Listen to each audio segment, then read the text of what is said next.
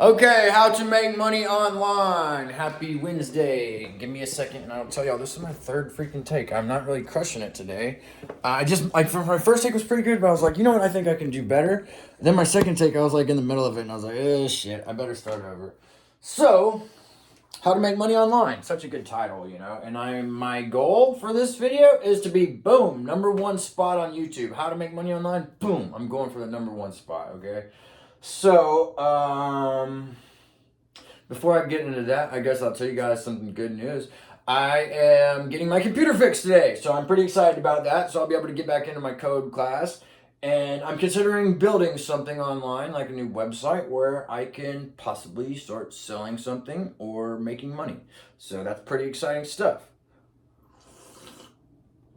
Okay, so how to make money online. Okay, there's multiple different ways to make money online. Okay, there is. You can create an ebook, write an ebook, and sell it. Or you can become a online coach. You can do online business counseling. You can find something, a product, and go put it on Amazon and sell it. You know, you can find a product, put it on Etsy and sell it. Like, there's all kinds of ways to make money online, all right? So then you can also, there's coaching. There, I think I mentioned that. Then there's courses. You can sell a course online. My current strategy is I've created a YouTube channel. I've just been accepted in the YouTube paid partnership program. So I'm trying to, I thought my show was like for everybody, but I guess it's not, you know. I guess it's not. So I'm trying to find out who my audience is. And once I find that out, I'll decide, okay, what is a product or service I can provide them at the best possible cost and help them out with that. So I think that's a pretty good plan, what I'm currently doing. So yeah, and you can also create a YouTube channel, which you don't necessarily have to have you can do a faceless YouTube channel and target a niche and sell it if you want to, you know, like there's all the different kinds of options, you know.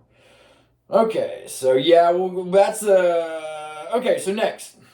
Advice for someone considering starting a business but isn't sure where to start. What factors should you consider? Okay. I listened to this speech last night. Peter Thiel talks about it. And I know MJ DeMarco in his book, The Millionaire Fastlane, talks about it. So if you're considering starting a business,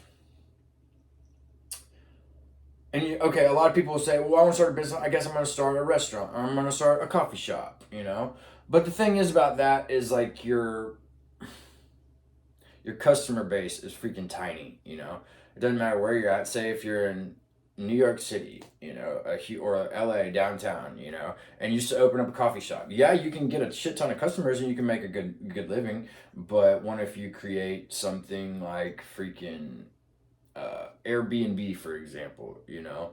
They didn't have any competition really, except for like hotels, but hotels aren't really competing with them. It's different, you know, and they can reach out to everybody in the world pretty much, as opposed to freaking, you know, just like having like the only people in the city and maybe some tourists come to your, you know, to come spend money with you, you know.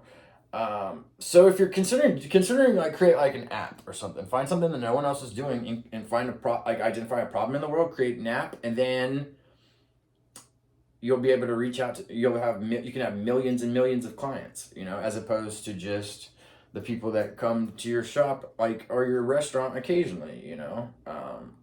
So that'd be my advice on that is, you know, find something no one else is doing and create something that you can have an outreach, like where you can reach millions of people on a daily basis. And that would be something that you'd have to do online. So yeah.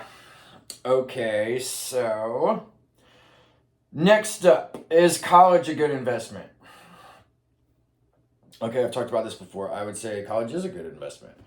I personally have my bachelor's degree in business management. And college, one thing, if shows employers that you can stick something out for 4 years. Okay. And what else does it do? If you're considering starting, like, if you want to be like an entrepreneur, you want to be like a business person, go to college, network, and you can always drop out. You can always drop out if you want to. I recommend sticking it out, but you can always drop out, and if try to create something, and you can always go back. That's something I did. Is I had to go back to finish my degree. I didn't finish like my first 4 years. I didn't get my degree till I was like 28, I think. So, so yeah, I had to go back, but you can always go back. And then I would also recommend like begin with the end in mind. Okay, so if you want to go to college, okay, well, I would say consider nursing, considering medical school, consider law school, because then you can get out and you basically have a job lined up. As opposed to a business degree. It's like, okay, I just graduated with my business degree. Now I'm allowed to start a business. Okay, well, that's freaking awesome. I could have done that 4 years ago without getting a degree. So if you're not really sure what you want to do, I would say maybe a business degree. Other than that, like going to law school, like would be. I think you could make like a shit ton of money if you go to law school. So that would be one of my recommendations. So next question will be, what are the latest trends in sales automation? Okay, I've told you guys about Sales Zen, which automates the sales process. Then there's also Sales Stack, which enables you to train your own AI with clients across all channels like Facebook, X, TikTok, whatever. And then there's Sales Mind AI, okay, and that's it does personalized marketing strategies for you for each client.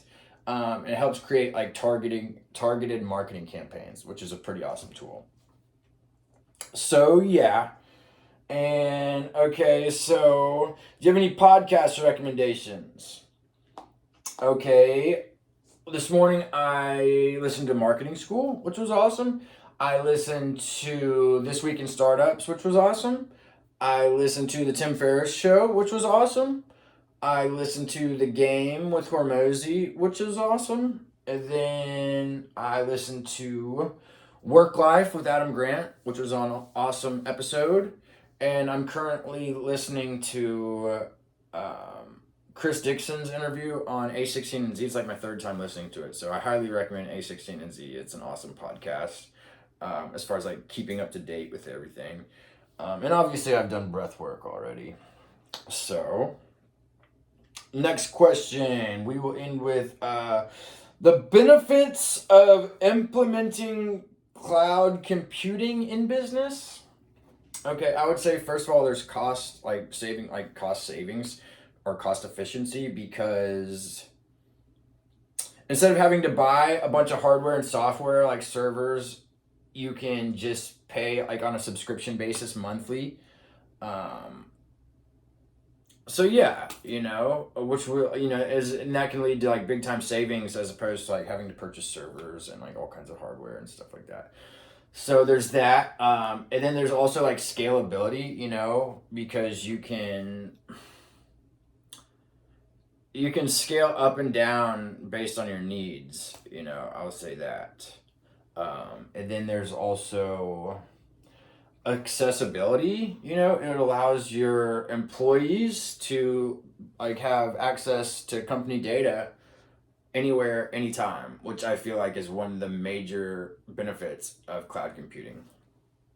And then also there's data security and backup recovery. Like one of the selling points when I was selling network support was being in Florida, it's like, well, what if a hurricane comes in and wipes out all your servers and electronics, like your company's, you're done, as opposed to like having offsite backup support.